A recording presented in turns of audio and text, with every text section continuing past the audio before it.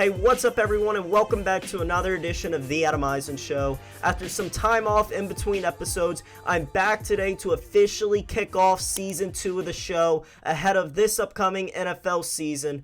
Training camp is underway. There's been plenty of drama, deals, and deadlines, so let's go ahead and start breaking it all down. Starting it off today with the NFC East, I want to talk about the Philadelphia Eagles, the Dallas Cowboys, and where I think this division is bound to go this year. The Eagles this past offseason, they have loaded themselves up. After barely squeezing into the playoffs last year, the Eagles were the team that were on the fence. They came in, they were the 7th seed. Didn't play real well against the Bucks, but Jalen Hurts definitely showed potential and had some killer throws playing against Tom Brady with a ton of pressure on him. It was a great first playoff game for Jalen Hurts. And now Hurts has a true wide receiver one in A.J. Brown. The Philadelphia Eagles going out, trading for him from the Tennessee Titans this offseason. That is going to be big for the offensive production. Hurts has had another year of development, which we know is huge among young quarterbacks. If we just look at the jump that guys like Josh Allen and Kyler Murray have made in just one offseason, this jump for Jalen Hurts could be ginormous. Now, if we go over to the other good team in the NFC East that just won it last year, there's lots of areas of concern for me with the Dallas Cowboys. Now, the Cowboys, they didn't go out and sign Von Miller. They didn't retain Randy Gregory. So now they have no real pass rush, which means any team in the NFL can go and double Micah Parsons more. Their notable losses on an already aging offensive line. They let Amari Cooper walk out the door. Cedric Wilson, gone. Michael Gallup is off a torn ACL. So other than CeeDee Lamb at the 1, which he has never been in the NFL, they don't have a whole lot. Zeke's rushing per game, not to mention, has gone down every year drastically since he entered this league, and yet Dallas still holds on to him as the number 1 instead of cutting their losses and moving on to the more dynamic Tony Pollard. This is what Mike McCarthy does. This is what Dallas does. They won't cut their losses and move on. Zeke only worked behind a monstrous offensive line. If we remember when he came into this league back in 2016, when him and Dak took over in their rookie seasons, what was he behind? The single best offensive line in the NFL. They don't have that anymore. They've aged. Some have retired. Some have moved on to other teams. And some are just straight up too banged up to do what they used to be able to do. Dallas, they also don't have an elite head coach. Dallas has also not made the playoffs in back-to-back years since 2006, 2007. The Philadelphia Eagles have done everything they needed to do this offseason to take the division from the Cowboys. They've done everything. They were a wild card round team last year, who will go in this year and win their division with 12 games. They've upgraded wide receiver. They've upgraded their defense. Jalen Hurts is going to take a big step into this year. And Philly is going to be the big surprise team in the NFC, and I don't want you all to be surprised.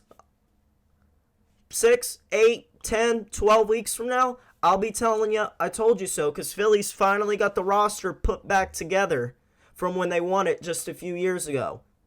They've got it on all cylinders, and it's going to be fun to watch them take the East this year. Moving on to another NFC division, I want to talk about the NFC North. The Packers look ahead. Everyone on this show knows I'm a huge Green Bay Packers fan, and there's been talks, just like there's been talks every year, that Minnesota is coming. Minnesota's got the most talented roster in the NFL. Minnesota's going to go out, win the NFC North with a powerful offensive line, a new offensive-minded head coach which can bond with Kirk Cousins, unlike Mike Zimmer did. They have the defense. They have the weapons. But I'll tell you what Minnesota does not have. They don't have the culture or the history of being great.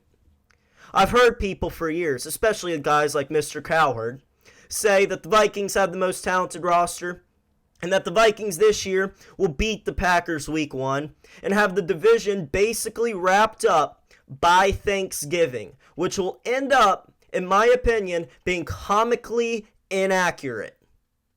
Even if Minnesota manages to handle Green Bay week 1, before everyone is in sync, before all these rookie receivers, Rodgers is feeding them 1,000 yards a year, before that's all happening, even if Minnesota manages to beat Green Bay, the Vikings, they don't know how to pedal the bike without training wheels.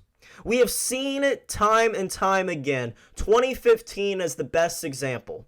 Rodgers had nobody and made it work at wide receiver. The best target was Jeff Janis. Minnesota had the best roster in that division by far. And guess who did more? Aaron Rodgers and the Green Bay Packers, the better head coach, the better quarterback, and the team with the better culture and better history of winning. You have to remember, coming in, Minnesota is not a team that is a historic winner. Green Bay may have the less talented roster. Green Bay may have less. But they have higher standards than Minnesota has ever held themselves to. This year, the Packers will also end up with a top 5, possibly top 3 defense in the NFL, a top 5 run game behind Aaron Jones and A.J. Dillon, which was top 7 last year, which, let me remind you, we're about to see A.J. Dillon's only 3rd season of play ever. It's going to be a dynamic running back group this year. Top 3 in both of those categories lead to Super Bowls.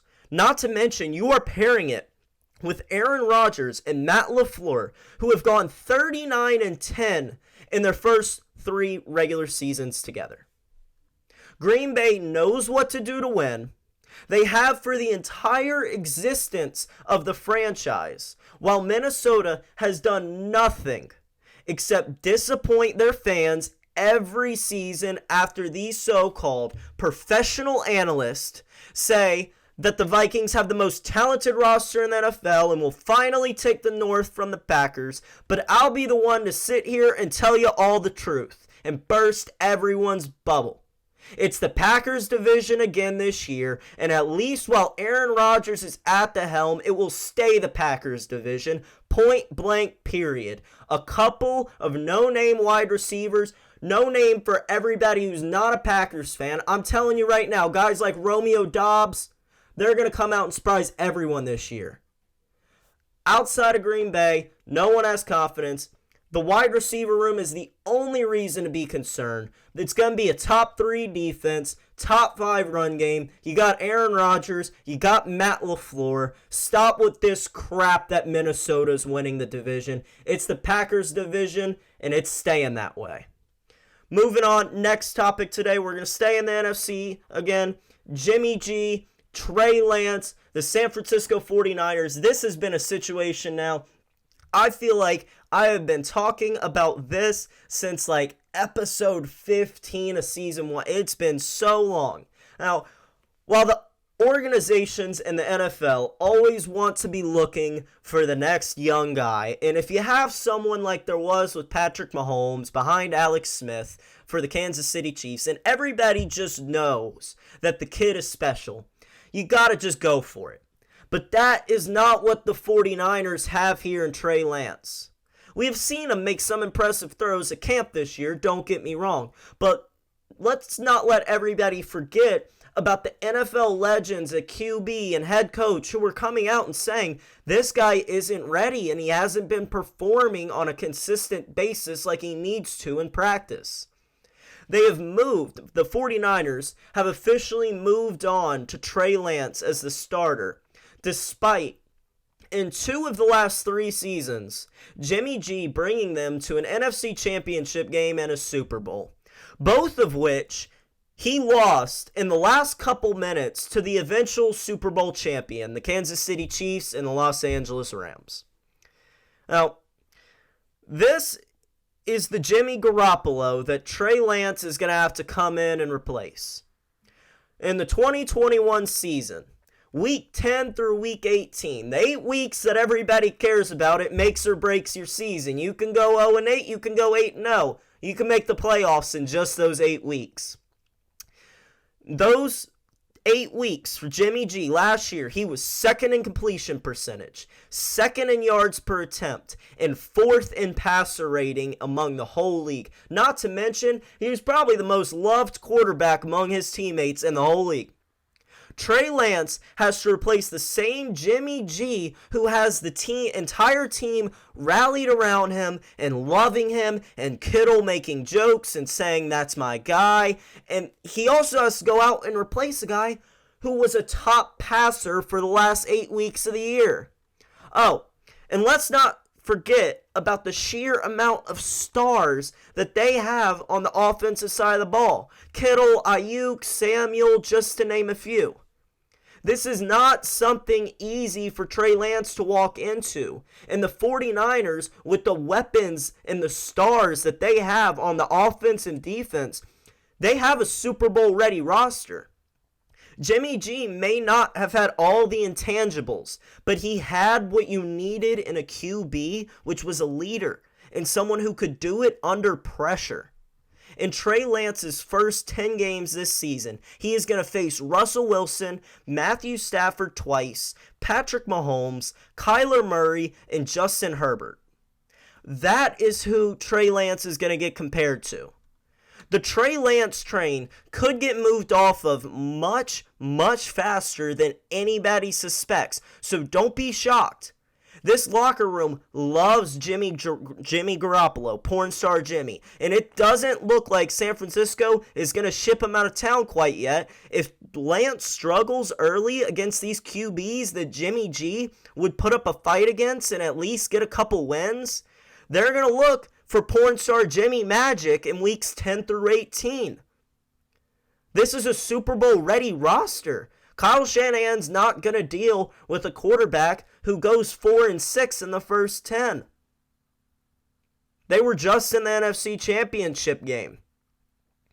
Unless Trey Lance is something special, and they got that magic red playbook I've talked about months ago, this isn't going to work out, and I would be extremely hesitant in the 49ers case to move off a guy like Jimmy Garoppolo, who has gotten you so close to the promised land 2 times in the last 3 years.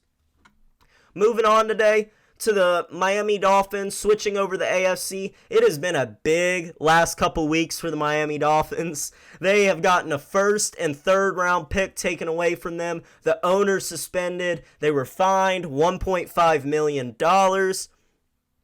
And if you all don't know why this is, it's basically because of Tom Brady and Sean Payton tampering from previous NFL seasons. Basically, before the season was officially over and teams were allowed to reach out to players and coaches, the Dolphins were having talks with Tom Brady and Sean Payton about coming and playing for them and all this. Basically illegal talks, and they were fined out the ass for it and first and third round pick taken. All of this, which I love, came back to Bill Belichick's text messages to Brian Flores, if we all remember those, which is hilarious. But now, training camp has started, and we are seeing Tua ballin' like we haven't before. Tua's a guy, since he was drafted 5th overall, I remember watching him. Back freshman year, Alabama, they pulled Jalen Hurts in the national championship game to put in Tua, this freshman that nobody knew, and he leads the comeback to win the Alabama the national championship. This is also a guy we have seen, with the right talent around him, can get the job done. He may be a bit undersized with not the best arm, but there are qualities there that can win games, especially with elite playmakers like Tyreek Hill in the mix. After years of people doubting him, Tua finally has the roster, the coach, everything he needs to go out and have success this offseason and prove the Dolphins why he deserved that 5th overall pick, because he hasn't done that yet. If he doesn't get it done this year, though, if Miami doesn't at least make the wild card round with all that they have added this offseason for Tua, he is going to find himself in a real uncomfortable spot, and he's going to find himself there real quickly. The organization of Miami, the city of Miami, the reporters of Miami are not ones to be very nice and patient with QBs. Results are going to be expected this year, and it's going to be a make or break year for Tua's career. He can either prove himself as a true top QB in this league, or he's going to get lumped in with the rest of the pack, with guys like Sam Bradford, Carson Wentz, who are good and could start on a couple teams, but would not even give a competition to the top 10, 15 guys in this league. Next topic, moving on, OBJ, what's happening with Odell Beckham Jr.? The Bucks, the Rams, the Packers are 3 contenders that everybody is throwing out, and OBJ, he seems to be waiting to pick a team like he did last year so he can go get a ring. It's going to be the new way for some of these players to handle themselves, especially ones like OBJ who have dealt with injuries a lot in the past. They're about winning. OBJ has gotten his money. Now he wants his rings. He's a guy who is extremely popular in the room, but he is not somebody that I, as a GM of a football team, could guarantee money to for 2 to 3 years. Odell, he gets injured a lot. He has a big head sometimes, and he works in LA purely because of how strong the culture is there. He's not going to be healed from his ACL till after the trade deadline, so he's going to need to be on a team-friendly deal wherever he goes. Got injury problems, got a big head. Outside of LA, you're going to see those big head problems a lot. LA calms people down. That culture there is instilled. It's a really good culture they have that Sean McVay and Snead and all them have built out in LA. And walking into the receiver room is really experienced. Cooper Kupp, guys like that. If Odell tries to walk into a Green Bay Packer receiver room with all these rookies, the big head might come out a little bit more. Teams will be looking for an OBJ-type piece at the deadline, and the Rams know that, which could lead to them go ahead and signing him now. But they have a lot of long-term contracts, so they would have to get Odell on a 1-year deal. They won't offer him more than a team-friendly 1-year deal. It just makes sense, which means worse comes to worse. Odell goes crazy. They can dump him before the trade deadline. Continuing to talk about the Rams, I want to give you all, it's Season 2, Episode 1. Right before I get out of here today, I want to give you all my way too early Super Bowl picks for the 2022-2023 NFL season. There's never been a repeat Super Bowl champion since 2003-2004, the New England Patriots with Tom Brady and Bill Belichick. And what I'm saying is this year, we are going to get our first back-to-back champion since that happened. The Los Angeles Rams will win it again, playing against, drumroll please, the Buffalo Bills. Finally break through the AFC. They beat the Chiefs. They knock out Burrow. They knock out Lamar. Whoever they have to go through quarterback-wise, Josh Allen finally breaks through with the Bills, but they sadly fall to the Los Angeles Rams, and the Rams take home second in a row. Looking at it, Arizona right now is noisy. I don't know if Trey Lance can play, and Seattle is tanking. A division that a year ago was easily the strongest in the league could now turn into one of the weakest. Cam Akers is back. They drafted a running back. Stafford is going to have plenty of guys behind them. Their schedule is not nearly as tough this year. They have way more layup wins.